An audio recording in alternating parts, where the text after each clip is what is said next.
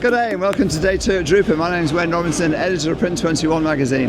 Today we're on the Epson stand where we're going to have a look at many of the multiple solutions that Epson's got going on these days. I'm with Romano Bacci, business unit manager for professional print solutions. Good day, Romano. Good day, Wayne. Right now we're in what you're calling the micro factory area, aren't you? Is it micro factory? Micro production. Micro production, yeah. And what is that? What is that concept? It's essentially where you're taking some of our smaller printers, our new desktop UVs, for example, yes, and you're expanding the business that people do.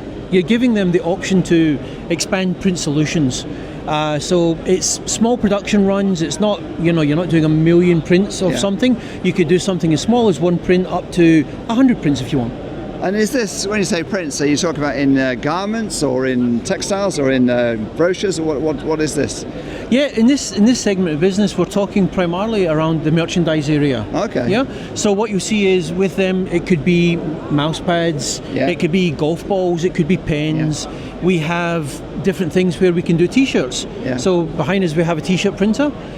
We've also got dye sublimation, where you're talking about, again, maybe sublimating onto metal or whatever you want to sublimate onto. So the concept is Epson is bringing affordable desktop solutions to enable print businesses to diversify their product range with some ease. Absolutely. It's about ease of use, it's about ease of diversification, it's about being able to customize what you do, that short run digital component of it, and bringing it to market at an affordable price. Yeah, and I guess that's part of the key, isn't it? The affordable element. Absolutely. If it's not affordable, people are not going to be able to do it.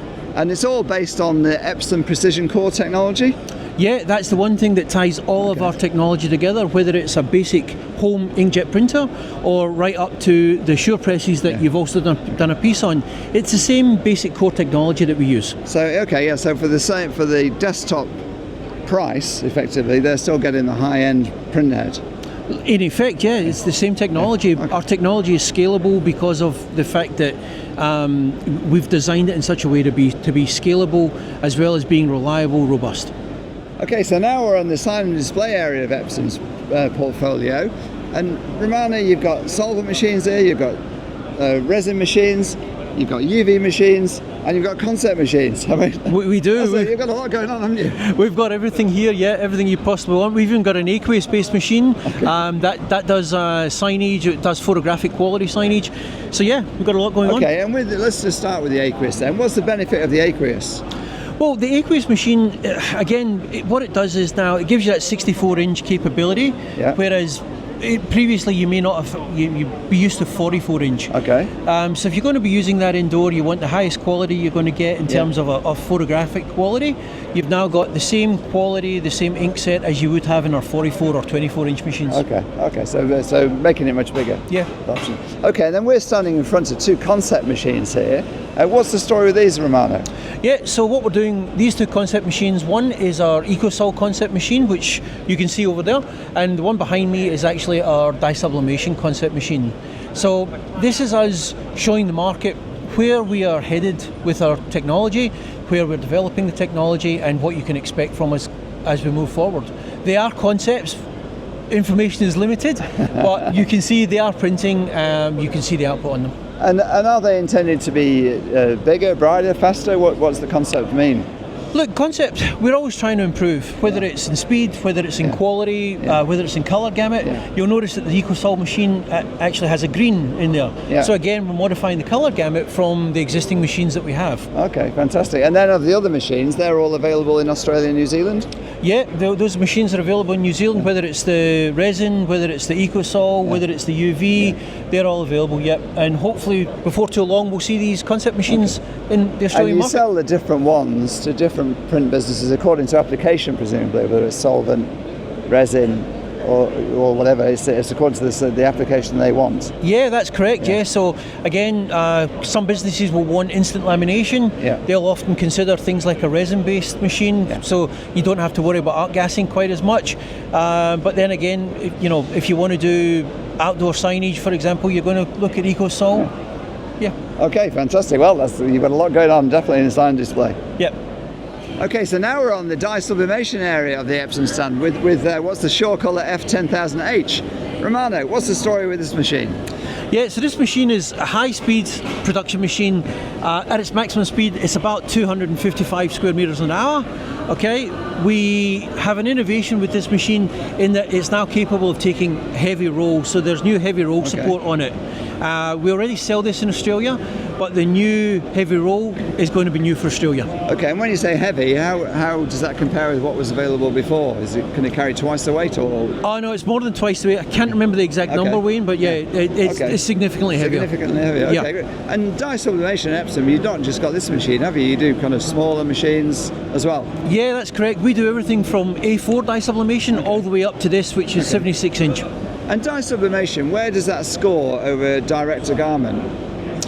Yeah, look, it's a different technology. There's a flexibility to it. So dye sublimation allows you to print onto hard substrates. Okay. So you can print onto things such as metal. You can print onto mouse mats, etc. Yeah, I understand. Okay, great. Well, it's been good to get an insight into this. Let's move on to the next area.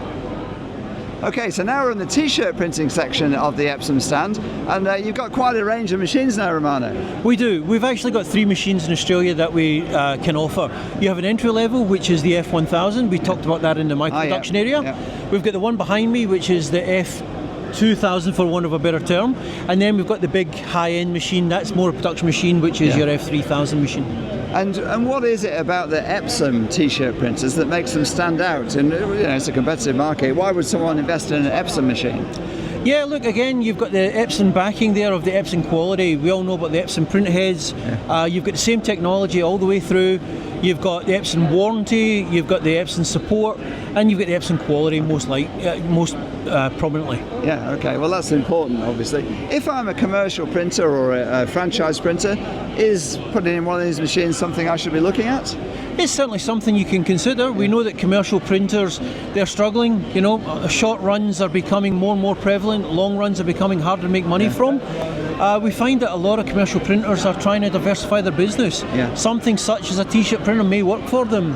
We have the capability to do that, either through the direct-to-garment process or through the latest buzzword, which is the direct-to-film. Yeah, and direct-to-film essentially means you print on a piece of film because then you can print onto black colour any kind of t-shirt or any kind of fabric you want, doesn't it? Yeah, so you're printing onto the film and then you're pressing that onto a t-shirt. But again, a straightforward process. You print the heat press, that's it, isn't it? Yeah, pretty much. You print onto the film, you put a special powder on it, coat it with that, you then put it on the t-shirt and you heat press it. Okay, great stuff. Well, 3 machines to have a look at. Yep. Let's move on to the next section. Now, Epson is a really big producer of digitally printed garments. There's in Lake Como, for instance, or in the Italian area, or in Italy, there's 200 Epson printers pumping out digitally printed garments every day. We're in front of the new ML13000, a machine that is applicable to Australia, Romano. What is it that's going to make someone invest in this machine? It's the ability to, I guess, take production back in-house. You're not having to outsource. We saw through COVID a lot of the production that had gone offshore had come back onshore. Yeah. If you're looking to print directly onto fabric and manufacture in Australia, that's something that would be interesting for this. Okay, and what's new about the ML13000? So the ML13000 actually allows us to treat the fabric, print the fabric and post-treat the fabric in one pass. Okay, yeah, so one pass production, which obviously sounds a tremendous benefit. Yep, absolutely. And again, using precision core print heads? All using the same base technology, Wayne, okay. And so when it comes to Australia and New Zealand, obviously we're not Italy with the intense fashion and clothing business they've got there. Is this something that would be applicable, that print businesses in Australia can be looking at? Or is that for fashion houses in Australia? Who's going to be buying it? Look, it's absolutely applicable. It doesn't need to be just fashion. Yeah. It could be home furnishings. So you could make cushion covers from this. Yeah. Some of the people who are using it, they're doing that. They're making cushion covers. They're doing tea towels, as an example. Okay. So we get a lot of that in Europe as well. Okay, so I guess what we've seen overall in the stand tour that we've effectively been on here with Epson is the company Epson producing digital solutions that are enabling print businesses to diversify their propositions, their offerings to the market. Absolutely. And get away from commodity commercial printing and looking at leveraging and using their skills and their knowledge with the technology to enter new markets that may be strange to them at first, but actually are growing and opportunity markets. Absolutely, that diversification, the printers that we have, the technology that we have, it allows printers to start adding value back into print. If we're adding value back into print, you're also maybe improving your profits. Yeah. Right, so again, if you're looking for a different way to do business, if you're looking for diversification in different areas, I'm pretty sure you'll find something on the stand that's going to help you do that. Yeah, well, certainly from my position as I look around at the industry, the companies that I see that are doing quite well are those that have been diversifying. Absolutely. Romano Bacci on the Epson stand, it's been a pleasure talking to you. Thanks so much for showing us around. Thanks for your time, Wayne. This is Wayne Robinson with Romano Bacci signing off from the Epson stand at Drupa 2024.